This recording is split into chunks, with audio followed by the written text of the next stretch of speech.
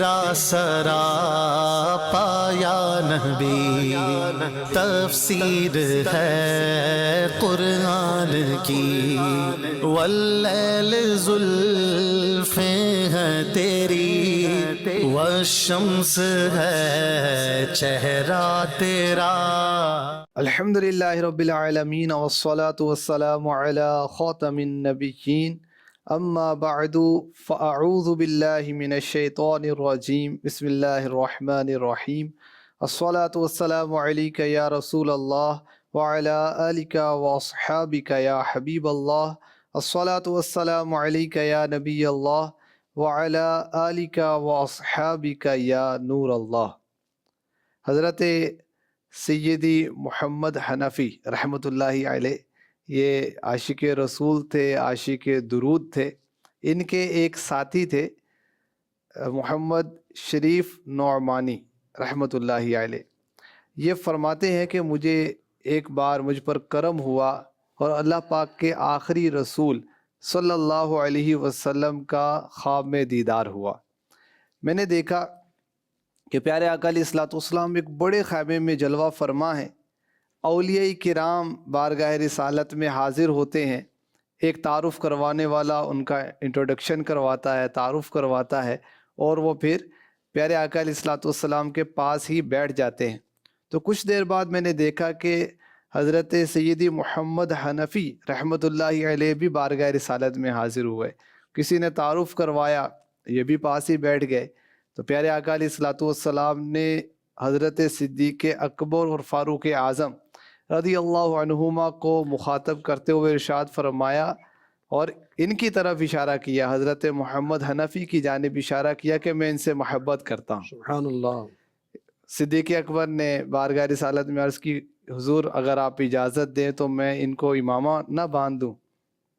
پیارے آقا علیہ الصلوۃ والسلام نے اجازت عطا فرمائی اور صدیق اکبر نے اپنا امامہ ان کے سر پر رکھ دیا۔ جب یہ بیدار ہوئے شریف نعمانی تو انہوں نے حضرت محمد حنفی رحمۃ اللہ علیہ کی مجلس میں اس واقعے کو بیان کیا، جسے سن کر حاضرین اور خود حضرت محمد حنفی رحمۃ اللہ علیہ پر رقت طاری ہو گئی اور سب رونے لگے۔ سبحان اللہ۔ اب انہوں نے کہا کہ جب دوبارہ آپ کو زیارت مصطفیٰ ہو تو آپ نے اس کی وجہ پوچھنی۔ ایسا ہی ہوا، کچھ عرصے کے بعد شریف نعمانی کو دوبارہ زیارت مصطفیٰ ہوئی اور انہوں نے اس کرم کی، اس فضل کی، اس عنایت کی وجہ دریافت کی۔ پیارے آقا علیہ الصلوۃ والسلام نے ارشاد فرمایا کہ محمد حنفی روزانہ مغرب کے بعد مجھ پر تنہائی میں یہ درود پڑھتے ہیں، اللہم صلی علی محمد النبی الامی وعلی آلہ وصحبہ وسلم عدد ما علمت وزینت ما علمت وملء ما علمت۔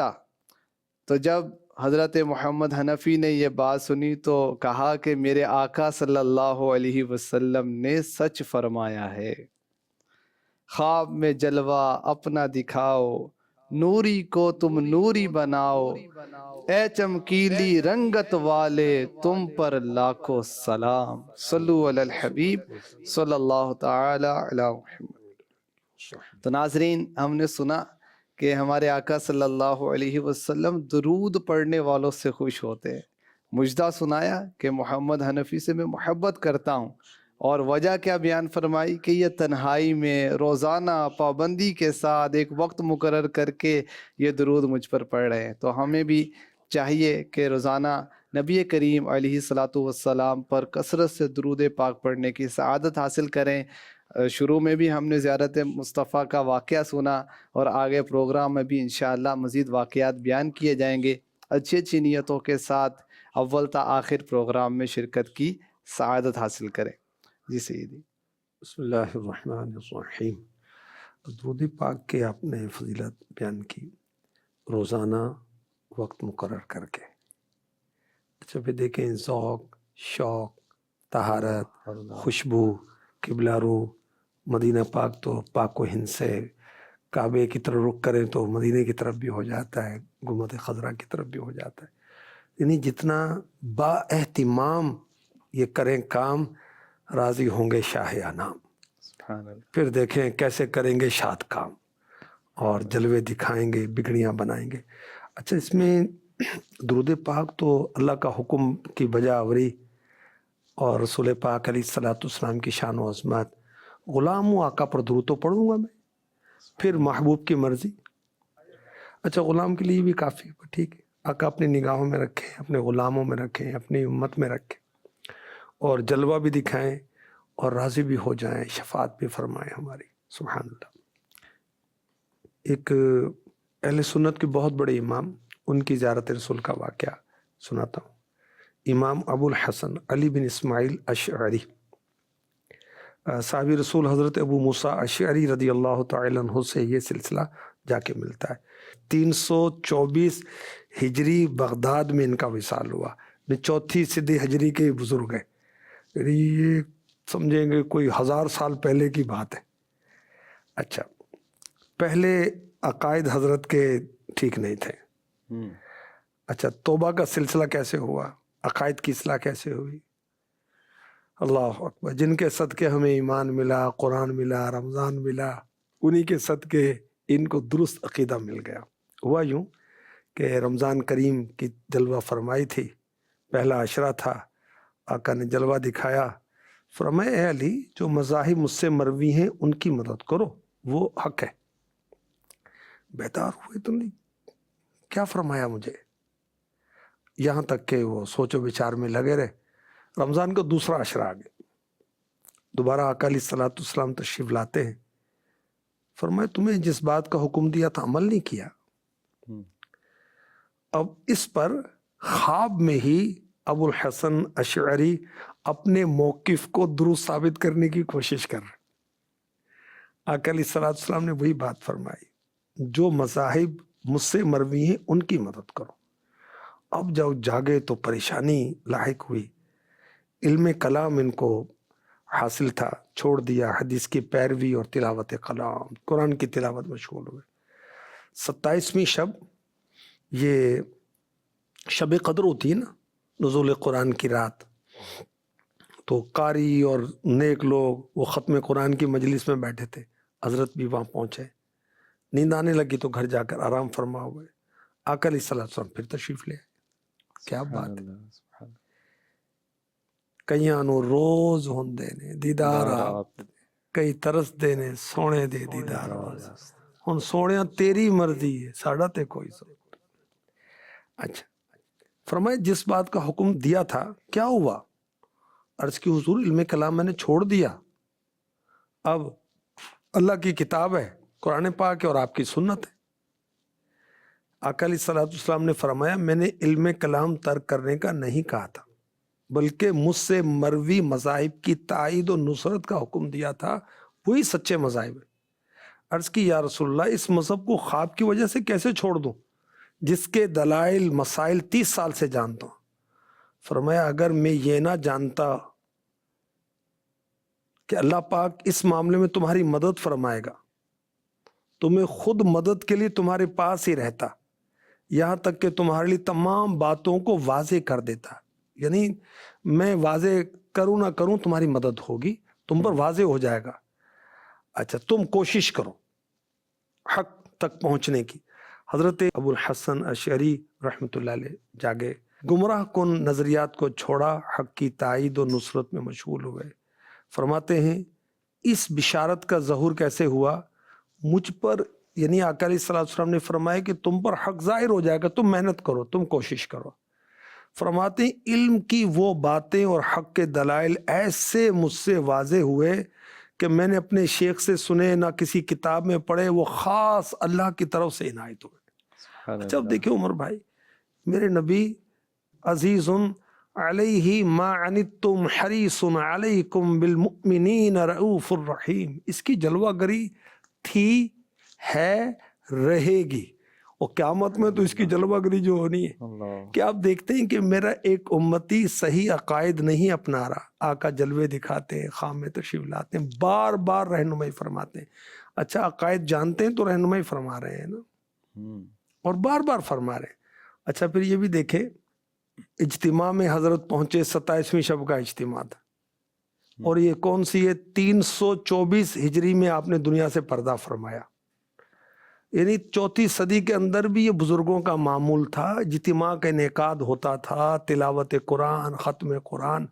تو اب بھی جو اجتماعات ہوتے ہیں خیر کے، یہ پرانا قدیم طریقہ، کو نیا طریقہ نہیں ہے۔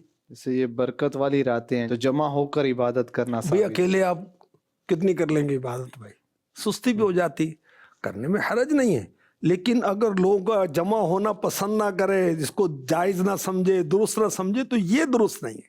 عوام کے حق میں تو یہی مفید ہے، کوئی ایک آدھ فرد اگر کر بھی سکتا ہے تو عام لوگوں کا فائدہ اسی میں۔ ماشاءاللہ آپ درست بات فرما رہے ہیں۔ جیسے جمع ہو کر صلاۃ و تسبیح پڑھ لیتے ہیں، کوئی بیان ہو جاتا ہے، ذکر ہو جاتا ہے، نعت خوانی ہو جاتی ہے، فکر آخرت کی باتیں ہو جاتی ہیں، اجتماعی دعا ہو جاتی ہے، الحمدللہ۔ اور کیسی بات بیان کی گئی، جیسے مٹائی ظلمت قبل وفات ظاہر، جیسے مٹائی ظلمت قبل وفات ظاہر، سرکار اب بھی آ کر ایمان بچا رہے ہیں۔ سبحان اللہ، سرکار اب بھی آ کر ایمان بچا رہے ہیں۔ سبحان اللہ، میرے آقا علیہ الصلوۃ والسلام کے صدقے میں اللہ پاک ہمارا ایمان سلامت رکھے۔ سبحان اللہ۔ اللہ پاک نے کیسی شان ہمارے آقا علیہ الصلوۃ والسلام کو عطا فرمائی۔ ناظرین، یہاں میں آپ کو ایک دعوت بھی پیش کرتا چلوں، جن کا ابھی ہم نے ذکر خیر سنا، یہ علم الکلام کے امام تھے، یعنی اللہ پاک کی ذات و صفات کے متعلقہ جو علوم ہوتے، تو اگر آپ اس حوالے سے معلومات حاصل کرنا چاہتے ہیں تو مکتبۃ المدینہ کی مطبوعہ جو پرنٹڈ بہار شریعت ہے، اس کے پہلے حصے میں جو اللہ پاک کی ذات و صفات کا بیان اس میں آپ پڑھ سکتے ہیں۔ تو اللہ پاک کے متعلق ہمیں کیا عقائد رکھنے ہیں، اس کے متعلق بہت سا علم اس سے حاصل کیا جا سکتا ہے۔ ماشاءاللہ۔ جیسے مزید کسی عاشق رسول کا واقعہ، شیخ شہاب بیشی رحمۃ اللہ علیہ نقل کرتے کہ ایک بار ابراہیم لقانی مصری مالکی، جو کہ عالم تھے اور باعمل عالم تھے، ان کے حلقہ درس کے پاس آ کر شیخ علامہ حجازی الواعظ آ کر کھڑے ہو گئے۔ سید ابراہیم لقانی رحمۃ اللہ نے کہا کہ آپ یا تو بیٹھ جائیں یا آپ چلے جائیں، یوں کھڑے نہ رہیں۔ وہ علامہ حجازی رحمۃ اللہ نے فرمایا آپ کچھ دیر ذرا صبر کریں۔ پھر کہا اللہ پاک کی قسم اے ابراہیم لقانی، میں تمہارے حلقہ درس کے پاس یوں ہی نہیں کھڑا ہوا، میں اپنے آقا کو یہاں تشریف فرما دیکھ رہا ہوں، آپ کا درس سن رہے ہیں آقا، سبحان اللہ، اور اب تشریف لے گئے صلی اللہ تعالی علیہ وسلم۔ اور دیکھیں وہ پنجابی عاشق رسول نے کیسی عشق بھری بات کہی، دیوانیوں بیٹھے رہو محفل نو سجا کے تے، شاید میرے آقا دا ایتھوں دی گزر ہو۔ ذکر مصطفیٰ کرتے رہے، نعت مصطفیٰ پڑھتے رہے، سیرت مصطفیٰ پڑھتے رہے، اور بات بات میں ان کا ذکر چھیڑیں، ان کی حدیثیں سنیں، ان کی حدیثیں بیان کریں، ان کی سنتیں اپنائیں، ان کی سنتیں پھیلائیں، آقا علیہ الصلوۃ والسلام کی آل سے محبت کریں، پیار کریں۔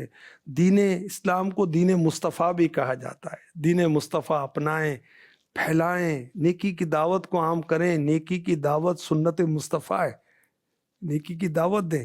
دیکھیں پھر جن کی آل سے محبت کریں گے، جن کی سیرت سے محبت کریں گے، جن کی صورت سے محبت کریں گے، آئے آئے۔ تو آقا علیہ الصلوۃ والسلام کا ذکر خیر، درود، سلام، اور پھر یہ دیکھیں کہ جو خیر کی محفلیں ہیں، حلقہ درس ہیں، قرآن کریم کی تفسیر بیان کی جا رہی ہے، علماء راسخین ہیں، عشاق علماء ہیں، عاشق رسول علماء ہیں، درس حدیث دیتے ہیں۔ یہاں درس کا سلسلہ ہمارے دینی ماحول میں ہوتا ہے الحمدللہ، امیر اہل سنت کی کتب اور رسائل سے، اس میں بیٹھنا چاہیے۔ یہ ذکر کی محافل ہیں یہ، اور ذکر کی محافل کے اندر فرشتے نزول فرماتے ہیں، سبحان اللہ، اور ان کی دعا پر آمین کہتے ہیں، سبحان اللہ، اور رب کی بارگاہ میں جا کر گواہی دیتے ہیں یہ کیا کر رہے تھے، اور بتاتے ہیں، اور اللہ پاک بشارت سناتا ہے کہ گواہ ہو جو میں نے بخشش کر دی سب کی۔ پھر یہی علم کی مجالس ہیں. حضرت ابو ہریرہ رضی اللہ عنہ کی وہ روایت بھی یاد آ رہی کہ لوگوں میں اعلان کیا کہ انبیاء کی میراث بٹ رہی ہے بازار میں جا کر آپ نے فرمایا تو آؤ وراثت میں سے حصہ لو. لوگ دوڑے گئے پھرتے کی طرف. تو وہ علم دین کی مجلس تھی. اور پیارے آقا علیہ الصلوۃ والسلام کا یہ عمل احادیث میں بھی ملتا ہے کہ ایک ذکر کرنے والی مجلس ہے، ایک علم دین کی مجلس ہے، تو اس کی تحسین فرمائی اور علم کی مجلس کے پاس گئے تو وہاں تشریف فرما ہو گئے. سبحان اللہ. اور اس حدیث پاک جس کا خلاصہ آپ نے بیان کیا، مرآت میں یہ حدیث موجود ہے. مفتی احمد یار خان نعیمی رحمۃ اللہ علیہ نے اس حدیث کے تحت لکھا، اب بھی سرکار کو تلاش نہ ہو تو علماء میں تلاش ہو. سبحان اللہ. آقا علیہ الصلوۃ والسلام صحابہ کی اس محفل میں بیٹھے جہاں علم دین سیکھنے سکھانے کا سلسلہ تھا. اچھا پھر یہ دیکھیں کہ فرشتے نزول فرماتے ہیں اور میرے نبی سید الملائکہ سید انس و جاں آپ اس محفل میں جلوہ فرما ہیں سبحان اللہ. جہاں علم دین کے حلقے لگے ہوئے ہیں. حضور یہ آنا کیا کہلائے گا؟ پیارے آقا علیہ الصلوۃ والسلام کی تو شان ہم کیسے بیان کر سکتے ہیں؟ تو کسی محفل میں تشریف لے آنا، کسی مجلس میں جلوہ فرما ہونا، یہ ان کی کرم نوازی کی بات ہے. وہیں سے نواز دیں یا آ کے نواز دیں. میرے آقا علیہ الصلوۃ والسلام کے لیے پوری دنیا مثل ہتھیلی ہے، آپ اس طرح ملاحظہ فرماتے. اور مدینہ پاک میں تشریف فرما ہو کر پوری کائنات کو اللہ کی عطا سے ملاحظہ فرما رہے ہیں. اور میرے رب نے میرے نبی کو اجازت دی ہے جب چاہیں جدھر چاہیں تشریف لے جائیں، روحانی طور پر جسمانی طور پر ایٹ اے ٹائم پوری دنیا میں سب جگہ چلے جائیں. سبحان اللہ. تو زندہ ہے واللہ، بے شک، تو زندہ بے شک. ہے واللہ، میرے چشم عالم سے چھپ جانے والے. اب ہماری جو چشم عالم ہے یہ تو ہم نے اندھی کر دی. پتہ نہیں کیا کیا دیکھتے ہیں ہم، یہ تباہیاں مچی ہوئی ہیں سوشل میڈیا پر. توبہ استغفر اللہ. ارے کو حیا کر بھائی. بولو وہ جس آنکھ سے ہم تمنائی ہیں کہ جلوہ مصطفیٰ دیکھیں، اس سے غیر عورت کو دیکھ رہا ہے، کسی کا ستر دیکھ رہا ہے، کسی کی تحریر دیکھ رہا ہے، کسی کی چھپے عیب تو تلاش رہا ہے. اللہ کے بندے شرم نہیں آتی، حیا نہیں آتی؟ یہ آنکھوں کو گندا کرے گا پھر جلوہ مصطفیٰ کہاں آئے گا تجھے نظر پھر؟ یعنی کہ وہ ہم خود رکاوٹ بن جاتے. ہمارے افعال، ہمارے بس اعمال کیا کہیں. یعنی اگر زیارت مصطفیٰ کی تمنا ہے تو پھر ایسا انداز بھی اختیار کرنا ہوگا، ہمیں اپنی بری عادتوں کو بھی چھوڑنا ہوگا. اللہ ہمیں وہ شرم، حیا اور احساس. دیکھیں یہ وہ کیا اعلیٰ حضرت نے فرمایا، رزق خدا کھایا کیا، فرمان حق ٹالا کیا، شکر کرم تر سے سزا یہ بھی نہیں وہ بھی نہیں. وہ خدا کا خوف کو نبی کی شرم ہوتی یار، کہ آقا علیہ الصلوۃ والسلام کی بارگاہ میں اب بھی امت کے اعمال پیش کیے جاتے ہیں. اور فرمایا کہ میں اچھے اعمال دیکھتا ہوں تو خوش ہوتا ہوں اور برے اعمال دیکھتا ہوں تو دعا کرتا ہوں. اللہ اکبر. اچھا پھر اور شرم و حیا کا کیا تقاضا ہے؟ کرامن کاتبین، کرامن کاتبین یعلمون ما تفعلون. ہم جو کرتے ہیں جانتے ہیں، ہمارے ساتھ ہیں. اور حیا نہیں کرتے. بھائی تو کہاں جا رہے ہو؟ ان کو فرشتوں کو کہاں لے کے جا رہے ہو؟ کس محفل میں لے کے جا رہے ہو؟ کس فرینڈ سرکل میں لے کے جا رہے ہو جہاں استغفر اللہ سوشل میڈیا اور اس میں بےہودہ باتیں اور گناہوں کی باتیں اور توبہ استغفر اللہ، لڑکیوں کی باتیں ہوں گی، عورتوں کی باتیں ہوں گی، فلموں کی باتیں ہوں گی، ڈراموں کی باتیں ہوں گی، بے حیائی کی باتیں ہوں گی. یہ معزز کرامن کاتبین فرشتے آپ کے ساتھ ہیں، حیا نہیں آ رہی. یعنی امام غزالی نے تو یہاں تک لکھا کہ فضول بات کرتے ہوئے بھی ان فرشتوں سے حیا کرے، کہ فضول بات بھی فرشتوں کو لکھنی تو پڑے گی. اللہ. تو آپ جو فرما رہے ہیں کہ یہ تو گناہوں بھرا معاملہ، تو اس میں کتنی حیا کرنی چاہیے. جی جی. اللہ پاک رحمت فرمائے. ایک اور عاشق رسول کا زیارت رسول کا واقعہ، حضرت ابو علی قطان رحمۃ اللہ تعالی علیہ، آپ بیان کرتے ہیں کہ میں ان لوگوں کا ساتھی تھا جو معاذ اللہ استغفر اللہ صحابہ کی شان میں گستاخی کرتے تھے. تو میں نے خواب میں کرخ کی جامع مسجد میں اپنے آپ کو پایا اور مسجد میں اللہ کے رسول کو دیکھا صلی اللہ علیہ وآلہ وسلم. آقا علیہ الصلوۃ والسلام کے ساتھ دو افراد ہیں، میں نہیں پہچانتا تھا. آقا کی بارگاہ میں نے سلام پیش کیا، سلام کا جواب نہیں دیا میرے نبی نے صلی اللہ علیہ وسلم. عرض کی یا رسول اللہ، میں تو آپ پر دن رات اتنا درود پڑھتا ہوں، آپ نے میرے سلام کا جواب نہیں دیا. فرمایا تو مجھ پر درود تو پڑھتا ہے لیکن میرے صحابہ کی شان میں گستاخی بھی کرتا ہے. یہ سن کر یہ کہتے ہیں کہ میں نے عرض کی یا رسول اللہ میں آپ کے مبارک ہاتھ پر توبہ کرتا ہوں اور آئندہ ایسا نہیں کروں.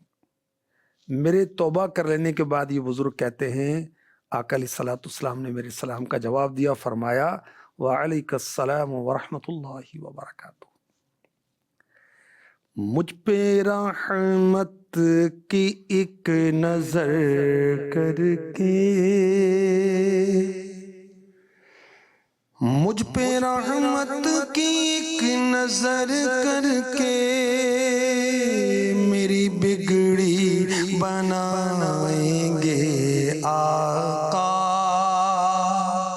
میری بگڑی بنائیں گے آقا. حال دل سن کے میرا مجھ کو بھی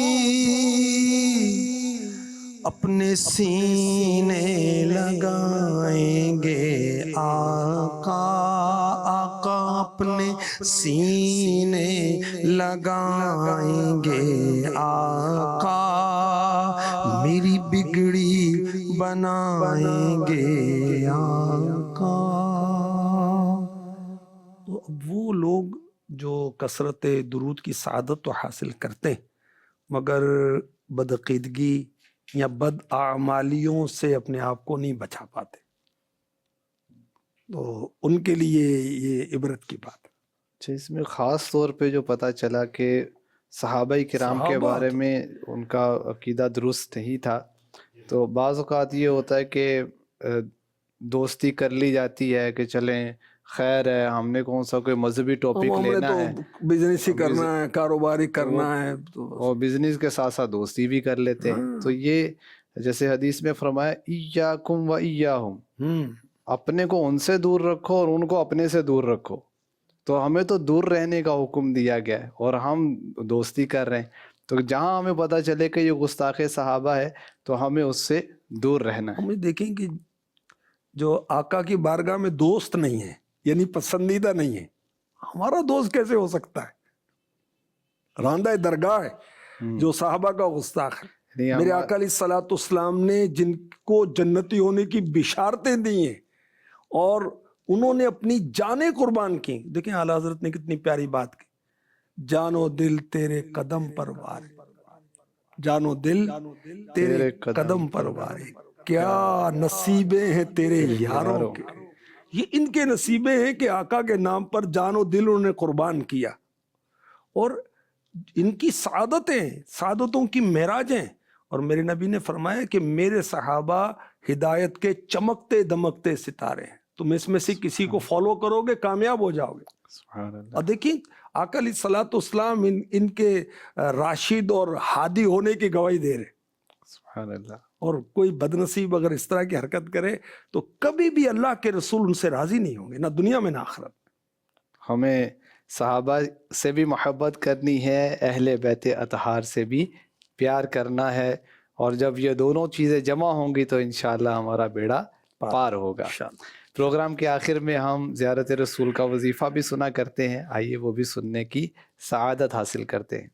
جو شخص 100 مرتبہ یہ وظیفہ پڑھا کرے انشاءاللہ الکریم زیارت رسول سے مشرف ہوگا. وظیفہ یہ ہے رب اشرح لی صدری ویسر لی امری بحق سیدنا محمد صلی اللہ علیہ وآلہ وسلم. اللہ نصیب فرمائے. مدری چینل کے ناظرین, آج ہم نے عاشقان رسول کے واقعات سنے, خاص طور پہ حضرت امام ابو الحسن اشعری رحمۃ اللہ علیہ کا واقعہ بھی سنا, دیگر بزرگوں کے بھی واقعات سنے, اور خاص آج جو ہمیں نگران پاکستان مشاورت حاجی شاہد اتاری صاحب نے مدنی پھول دیے, نصیحت کے مدنی پھول, کہ اگر دیدار مصطفیٰ کی تمنا ہے تو اپنی نگاہوں کو بھی ہمیں گناہوں سے بچانا ہے, اپنے عقیدے کو بھی ہم نے آلودگی سے بچانا ہے, اعمال کو بھی گناہوں کی آلودگی سے محفوظ رکھنا ہے. اللہ کریم ہم پر کرم فرمائے اور ہمیں درست اعمال اور درست عقائد اپنانے کی توفیق عطا فرمائے. آمین بجاہ خاتم النبیین صلی اللہ علیہ وسلم. تیرا سراپا یا نبی تفسیر ہے قرآن کی، واللیل زلفیں ہیں تیری، والشمس ہے چہرہ تیرا۔